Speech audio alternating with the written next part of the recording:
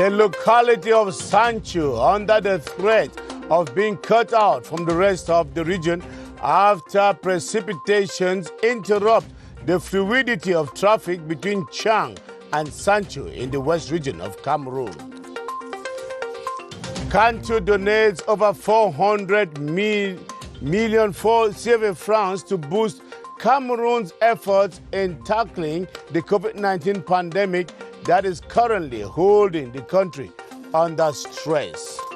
And Mamfe, a historic town of the country, continues to remain in the mind of many Cameroonians, with the hanging bridge over the river Mamfe that continues to remain a major touristic destination after years of dilapidation. Those are the main stories of this edition.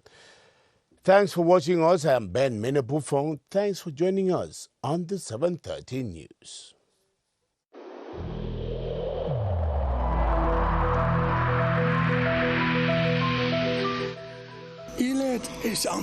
Each of us must comply with the measures that have been taken.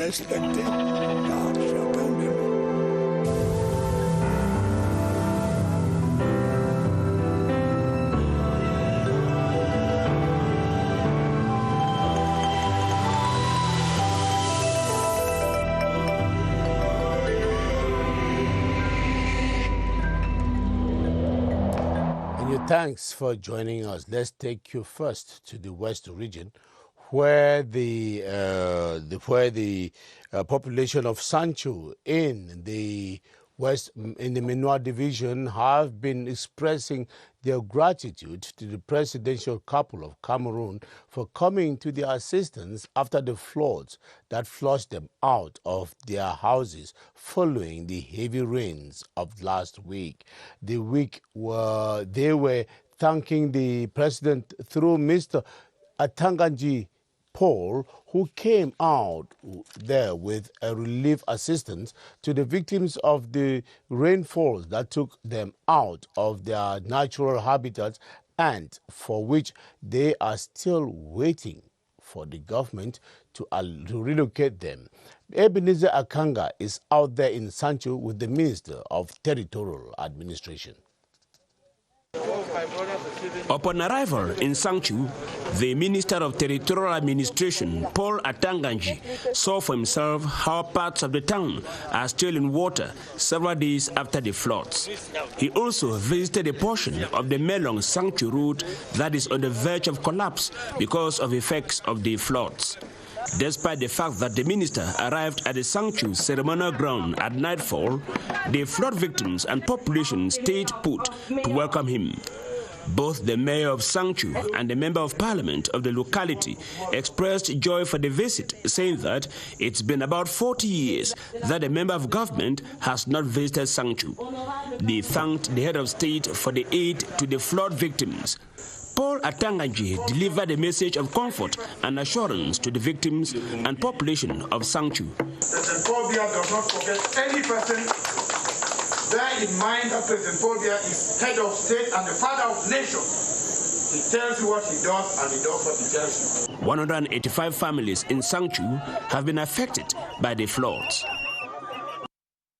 Following the heavy downpour that came down on the parts of the south of the littoral region, 4 persons have died following that landslide in the Kope-Mwaninguba division of the southwest region of Cameroon. The incident occurred after about 40 houses were destroyed and the lone road linking the 7 villages of the community were completely cut off, leaving the inhabitants in distress. Esther Kima reports on the picture of the distress in that south part of the country. Rainfall before now was a blessing to the people of Mbo hinterland, whose mainstay is agriculture, but today they wished it never rained. Troubled and grieved, they have lost 3 of theirs buried in the rubble and another swept away by the waters. Those who survived are homeless, as their mud houses, 40 in total, have given way to the intensity of the downpour. A couple of the affected are struggling to flee, but hundreds still remain trapped as the rains persists. In some areas, gullies and valleys have been created in the roads to about 40 meters deep and about 20 meters wide, while in other places we had deposits of rubble up to the height of 25 meters. 4 water catchments and their pipes are now buried, and the lone transformer has been blown off, leaving the residents of Kongombo dreading not only the torrential rains, but also darkness that will surely last a while.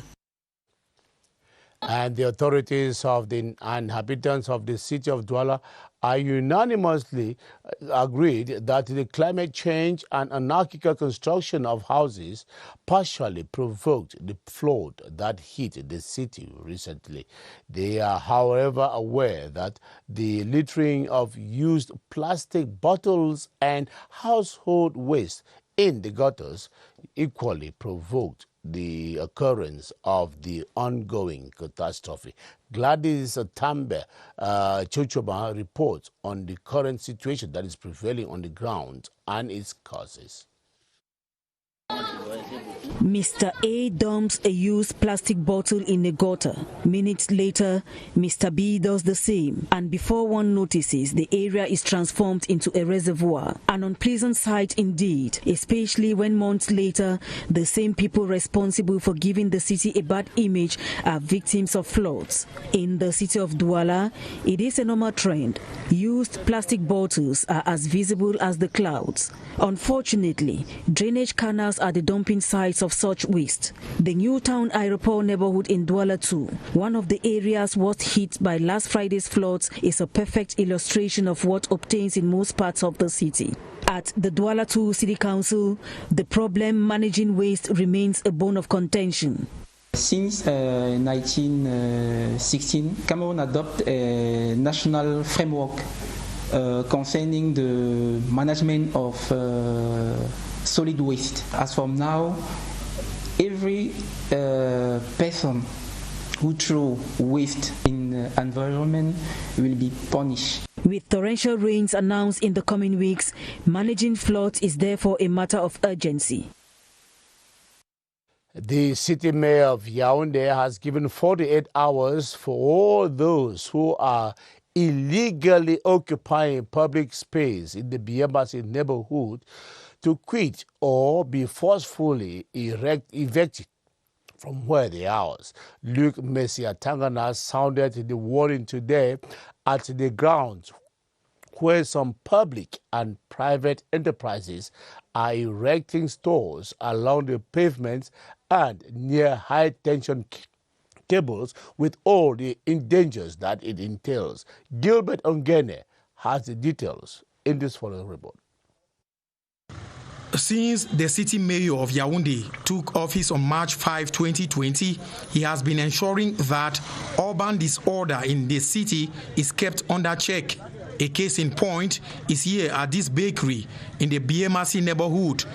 Je lui ai donc servi une mise en demeure.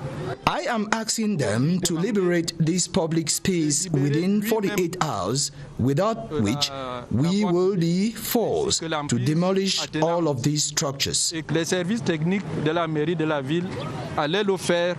He contends that for a city preparing to host international sports competitions, anarchical occupation of public space and any other activity that poses a threat to human life must be stopped. He has therefore given those who are constructing these stores until Friday, August 28, to demolish them.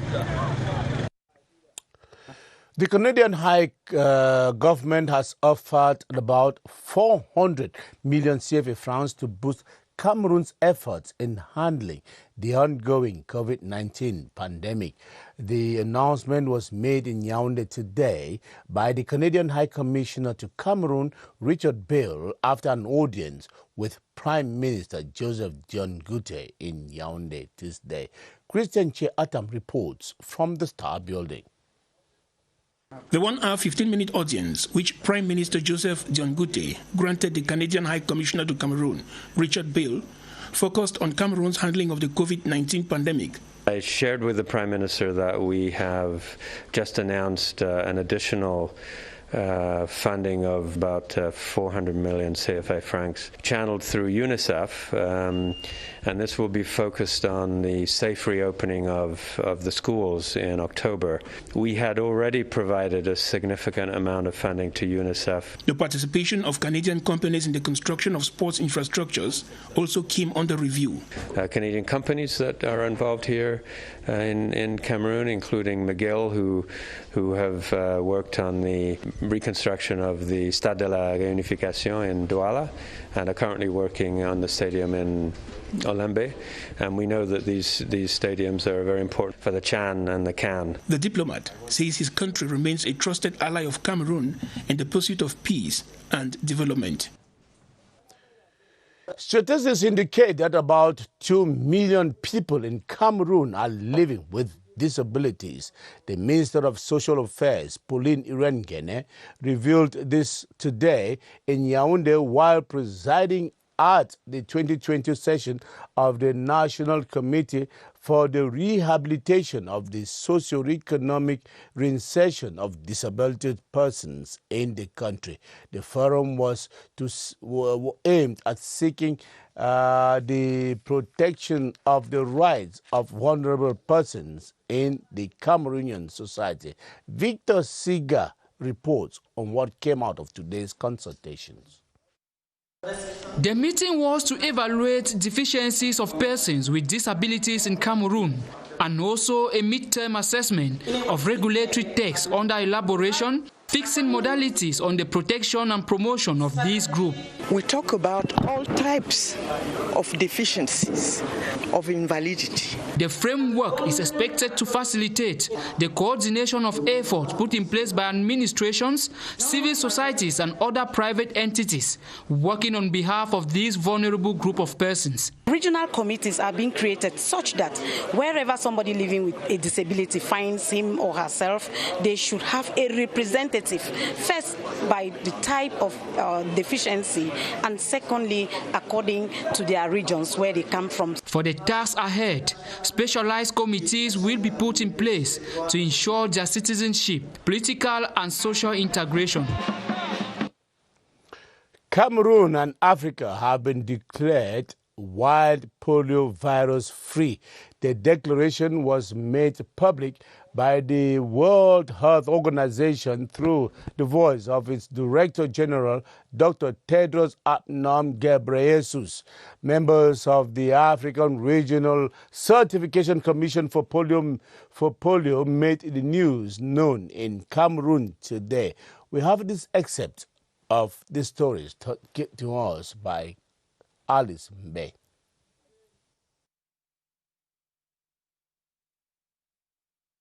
It is considered a real major achievement. I mean, the world has been looking for, the only disease that has ever been eradicated is smallpox. And when the World Health Assembly took the decision in 1988, they took that resolution that they will eradicate polio by 2000. So you see where we are now, 20 years later. So it was just the second disease to be eradicated. But the end of it from 2000 up to now, it has gone on for so long. So once we finally, the 4 regions had achieved it, we in Africa thought the voluntary boards, the members of the National Commission of the Promotion of Bilingualism and Multiculturalism have lauded the efforts of officials in the Ministry of the promotion of the use of the 2 official languages in the Ministry of the Supreme State Affairs. Others.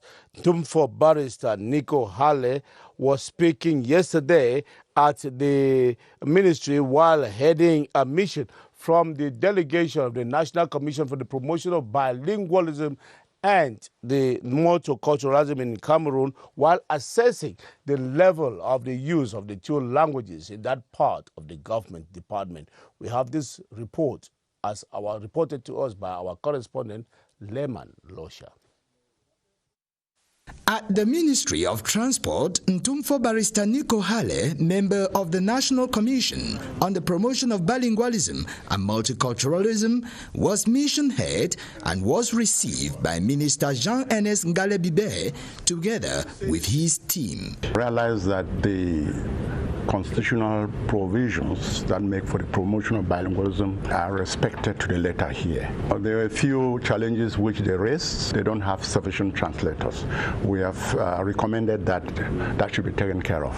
The head of mission reiterated that the working visit is to appreciate from the user's viewpoint the practice of bilingualism, that is English and French, and to see how it can be improved.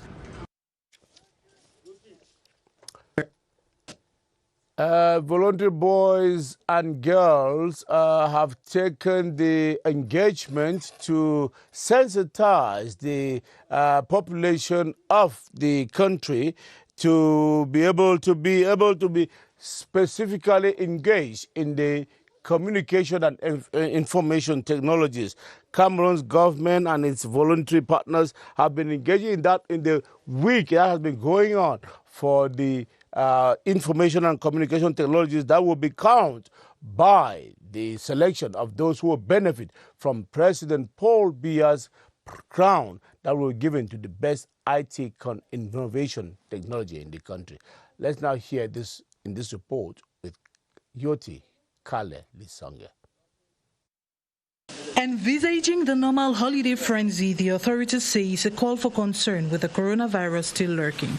As a result, a campaign for a civic and patriotic holiday without COVID-19 is inevitable. We'll deploy all our mass animation teams, the conscripts of the civil service, the leaders of the youth association and movement, and all the youth volunteers to go on the field, organize activities of sensitization against COVID. The new and traditional media will also be used to educate the youth. CRTV has thus partnered with the key actors to strengthen the campaign. We are waiting for the youths to express themselves on our different platforms, radio, television, and web, to share their experiences and their worries. 1 month of awareness raising, therefore, on the need for responsible behavior, respect of COVID-19 preventive measures, promoting bilingualism, and saying no to drug abuse.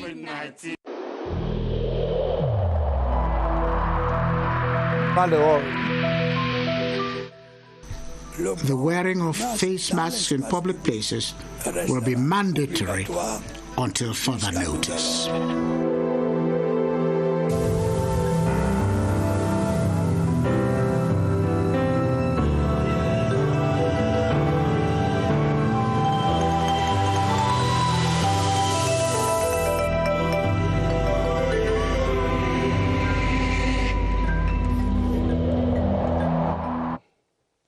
Let's now take you over to the Public Service Emergency Operations Center out there at Voli here in Yaoundé, where Baldwin Sama will be talking with its guests on how the management of the coronavirus disease can be managed in families where the fear of the hospital care is still high. Hello, Baldwin. Good evening and thanks for joining us.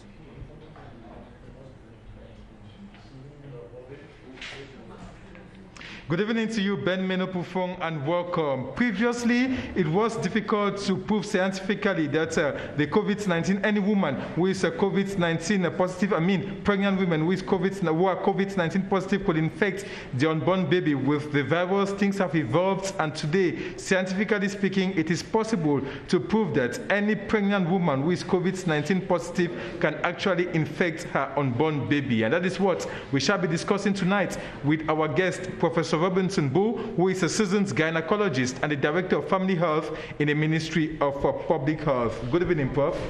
Good evening. Tell us, Prof, how possible is it for a pregnant woman who is a COVID-19 positive to infect her baby with the virus? Well, there is growing evidence that the virus is now found at the placenta bed, where the placenta is attached. There's also growing evidence that the virus is found in amniotic fluid. That's the liquid where the child grows in. There's also growing evidence that the virus is found in vaginal secretions.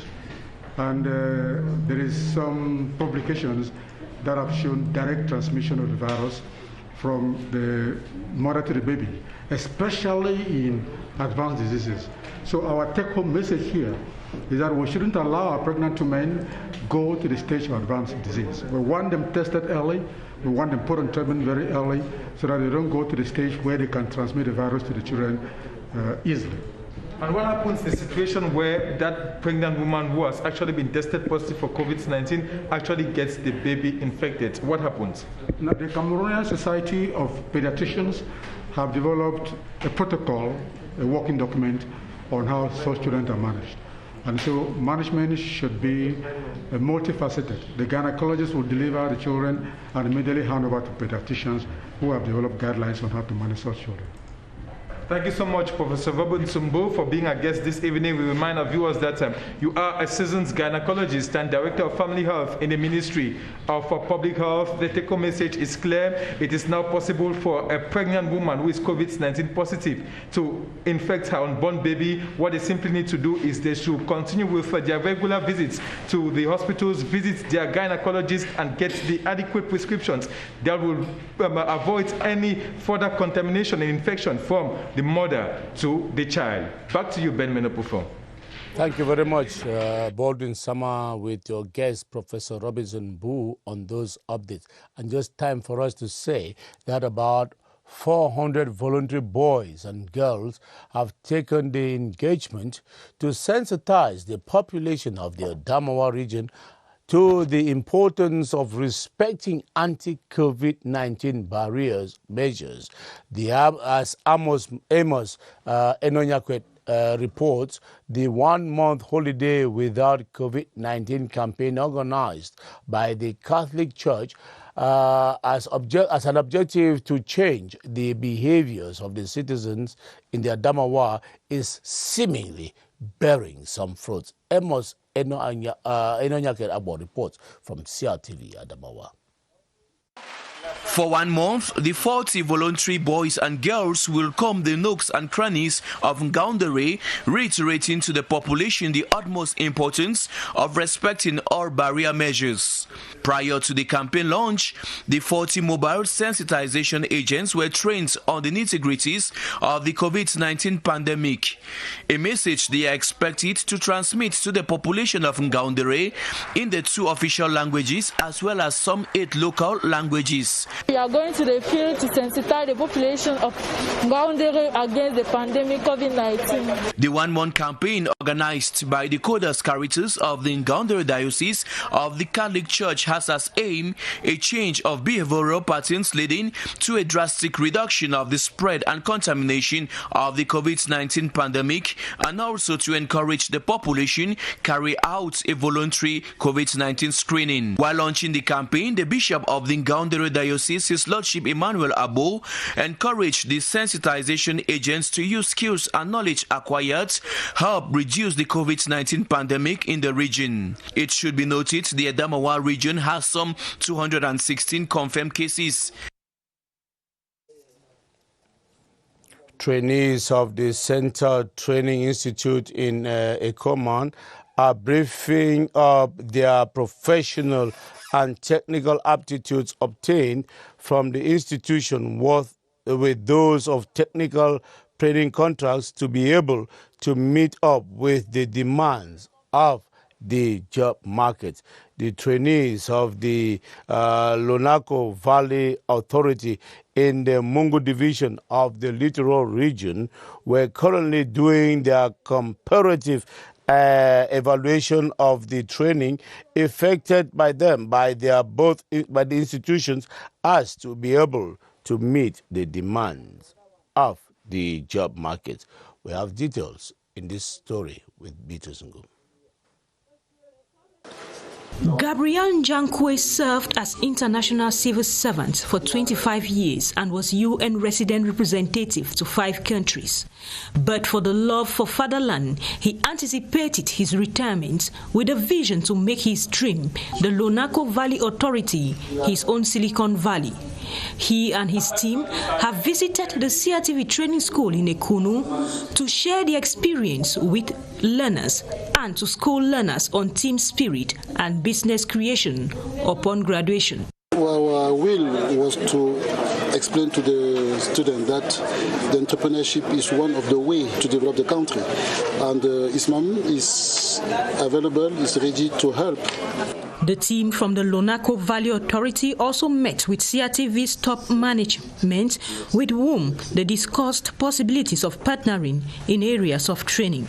They also visited CRTV's installations at the Training Institute, at the CRTV radio and TV. In the days ahead, an MOU will be signed between the CRTV and the Lonako Valley Authority. Among the several tourist wonders that the Manyu division in the southwest region of Cameroon is blessed with is the historic hanging bridge constructed over the river Manyu in Mamfe. Constructed by Germans during the colonial era, the dilapidating structure still remains a major port of call to the first-time visitors in the town of Mamfe. Bridget Njem Assam B1 takes us to a discovery of this German colonial relic. The most outstanding is the Mamfe Hanging Bridge, commonly referred to by many as the German Bridge. The Mamfe Hanging Bridge, constructed across the Badi River, empties itself into the Manyu River, which to the Manyu man is the mother to all small streams and rivers. I'm crossing the bridge to go and do felling for the Catholic mission, which they are intend to develop a cocoa farm. Our survival depends largely on this bridge. Thanks to the bridge, we can have access to our crops. When we sell the crops, we use the money to send our children to school. The bridge has greatly assisted in the agricultural sector, as well as enhanced the education of some children.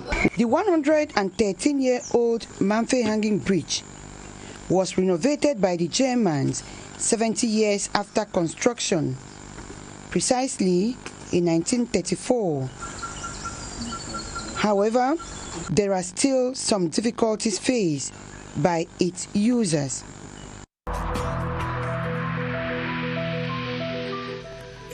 In this connection, we should avoid stigmatizing.